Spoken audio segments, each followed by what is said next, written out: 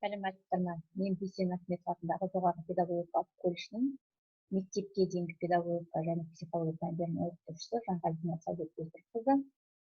Бүгінгі сабағымыз біздің пәніміз мектепке дейінгі педагогика. Ол мектепке дейінгі тәрбие және оқыту мамандығының 3-ші курсына арналады. Бүгінгі өтетін тақырыбымыз ойыншықтың бала өміріндегі маңызы.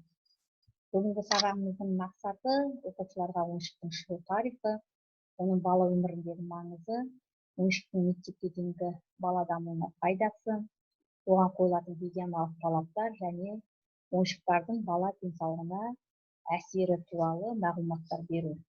Сонымен қатар, бүгінгі сабағымызда бірнеше міндеттерді қойып отырмыз. Ол міндеттерді балалар сіздермен бірге шешуіміз керек.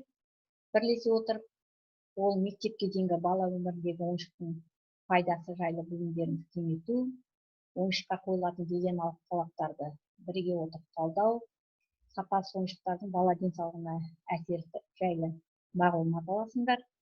Сонымен бірге балалардың жас ерекшеліктерін ескере отырып, ойыншықтарды таңдай білу жайлы ереже мен талаптар жасаймыз.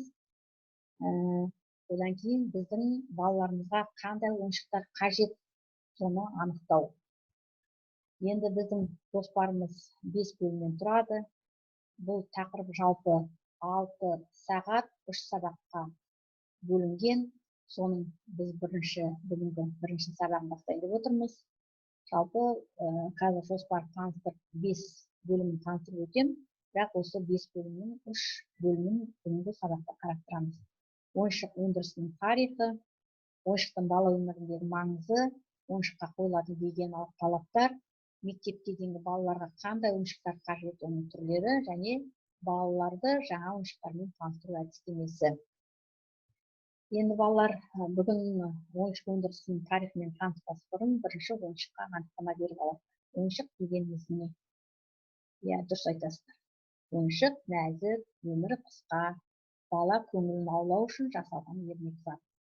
Ойыншықтың шығу тарихы белгісіз. Ең алғашқы ойыншықтар бала күшіне лайықталып, еңбек құралы ретінде жасалғаны айдан анық. Соғыс, жаугершілік заманында жебе, садақ, тағы да басқа еңбек құралдарының түпнұсқасын ұқсатып, ересек адамдар балаларға жасап беріп отырған. Ондағы негізгі мақсат балаларын мергендікте, дәлдікте, қимыл қозғалыс үйлесімділігіне, ширақтыққа, шапшаңдыққа дамыту үшін жасап беріп отырған. Кейінірек зерттеулер барысында аңдар мен құстардың, адамдардың тестін бейнелейтін ойыншықтар табылған.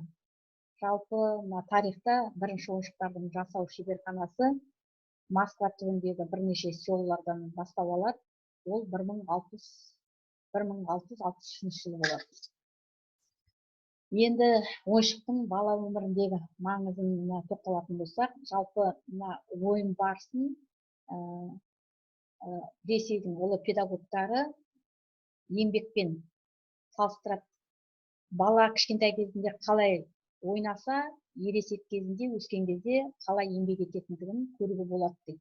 Бала ойын барысында жалпы беріліп, бір-бірімен тату-тәтті қарым-қатынасқа түсіп, тату-тәтті ойнайтын болса, еңбек процесінде де, ұжым барысында, ұжымға кірген уақытта бала бір-бірімен тіл табысатын, еңбегін аяғына дейін істейтін, шығармашылықпен істейтін ересек адам болып тәрбиеленіп шығады екен. Енді баланың ойын барысындағы негізгі іс-әрекет жасайтын заты ол ойыншық. Енді ойыншықтың қандай маңызы бар екен бала өмірінде? Ойыншықтың бала өмірінде маңызы өте зор. Баланың қоршаған ортаны танып білуіне, ой өрісін кеңейтуіне негізгі рөл атқарады екен. Сонымен бірге баланың таным процесін дамытады. Ол бала түйсіне алуы, заттарды қабылдай алу, назарын салу, ойыншыққа назарын аудару, зейінін тұрақтай алу. Сонымен қатар ойыншық баланың қиялын шарықтатады, қиялын дамытады. Сонымен қатар сөздік қорын молаяды. Бала байланыстырып сөйлеуге үйренеді, өз ойын жеткізе алады, басқа балалармен тез тіл табысады, тез қарым-қатынасқа түсе алады екен. Сонымен қатар достық, жолдастық, балымдылық сезімдер қалыптасады. сонымен бірге өздігінен әрекет ету, дербестігі, мына қиын жағдайлардан шыға алу, амал-айла тауып шығып кету, тапқырлық, шынайы эмоциясы, көңіл күйі көтеріледі. Сонымен қатар есте сақтау қабілеті жақсарады екен. Енді ойыншыққа қойылатын гигиеналық талаптарды қарастыратын болсақ, ол бірнешеге бөлінеді. Оның қазір негізгілерін атап өтіп кетейін. Жалпы өндіру мен таратуға үлгілері мен нормалық техникалық құжаттарына санитарлық эпидемиологиялық қызмет орындарының дұрыс деп қойған қорытындысы бар ойыншықтар ғана жарамды болып табылады. Ойыншық жасайтын, ойыншықпен айналысатын, ойыншық жасайтын жұмысшылар мен қызметкерлерге тамақ өндірісінде жұмыс істейтін кісілердің қызметкерлеріне қойылатын талаптар сияқты талаптар қойылады екен. Ол жылына бір мезгіл дәрігерлік қараудан өтіп отыру. Одан кейін ойыншыққа арналған шикізаттарды бекітілген нормадан артық химиялық заттар болмауы тиіс. Барлық жастағы балаларға арналған ойыншықты шыныдан, түкті резеңкеден және металдан жасауға тыйым салынады. Не себепті деп ойлайсыздар? Тағы да жаңа зиянды заттар болмауы керек. Шыны баланың қолын кесіп кетуі, немесе түкті резеңкеде отырған жаңа балаға зиянды қолына, басқа дене мүшелеріне кіріп кетуі мүмкін, және металл тіліп кетеді, қолын жаңағы кесіп алу сияқты осындай зияндары бар екен. Сонымен қатар келесі ойыншықтың ішін толтыруға арналған материалдар, ойыншық жасауға пайдаланылатын жүн, терілер залалсыздандырған болуы тиіс. Ойыншықтың шеттерінің жарығы, үшкірі, сынығы болмау керек. Тағы да жаңа сүндет алып кеткен балалардың қолын кесу, кіріп кету, осындай қауіппен сақтау керек екен. Үшкір жерлері мен бұрыштары доғаланып келуі керек. Келесі ойыншықтың салмағы өте ірі ойыншықтар болады. Оларға ол ойыншықтардан басқа 7 жасқа дейінгі балалар үшін ойыншықтың салмағы 400 грамм, 7-ден 10 жасқа дейінгі балалар үшін ойыншықтың салмағы 700 граммнан аспауы тиіс. Өте ірі ойыншықтар деп отырғанымыз жұмсақ ойыншықтар.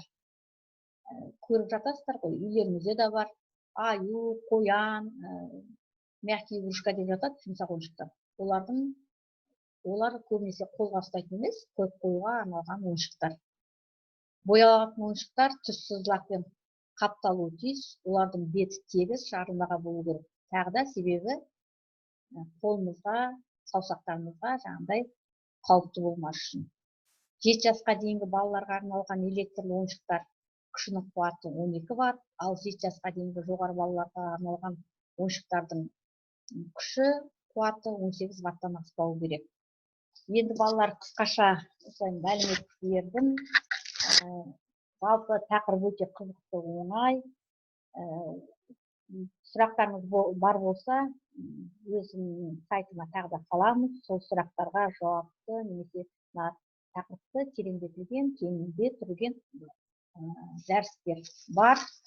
Енді сіздерге үйде тапсырма ретінде жалпы сүйікті ойыншықтарым болды ғой бала кездерінде. Сол ойыншықтар туралы эссе жазасыңдар. Кімнің қандай сүйікті ойыншығы болды? Мен мысалы ең сүйікті ойыншығым қуыршақ болатын. Бастауыш класста анам алып берген қуыршақ, сол қуыршақпен балалармен барлығымыз бөлісіп ойнайтынбыз. Біздің кезімізде ойыншықтар аз болды ғой. Ол ойыншықтың жаңағы қолы, аяғы ғана бүгіледі, басқа сондай бір қимылдамайтын болатын. Мама, папа деп жаңағы дыбыстайтын. Сол сүйікті ойыншығым болатын. Сол өздеріңде де сондай сүйікті ойыншықтар болды ғой. Сол ойыншықтар туралы естеріңе түсіріңдер бала кездеріңді. Сол сүйікті ойыншықтарым туралы эссе жазасыңдар. Менің сүйікті ойыншығым. Келесі тапсырма, үйде бауырларым бар, сіңлілерім бар, туған-туысқандарымның балалары бар. Соларға өздерінің ойыншық сатып алып берген кезде, сол жаңа ойыншықты балаларға қалай таныстырасыңдар, қалай ойнаудың әдіс тәсілдерін үйретесіңдер. Өздеріңше сол таныстырудың әдісін жасаңдар. Содан кейін келесі сабақта біздің жоспарымыз бойынша әдіс тәсілдері бар ғой. Сол әдіс тәсілдерді қарастырған кезде дұрыс па екен, бұрыс па екен, соны қарастырамыз. Ендеше өздеріңнің әдістерін жасап келіңдер.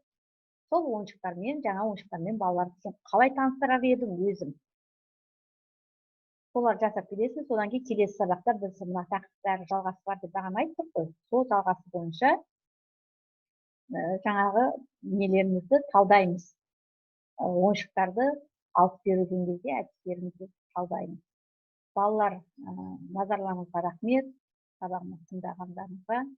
Қандай да бір тағы сұрақтарыңыз болса, қойып маған жолдауларыңызға болады. Сау болыңыздар.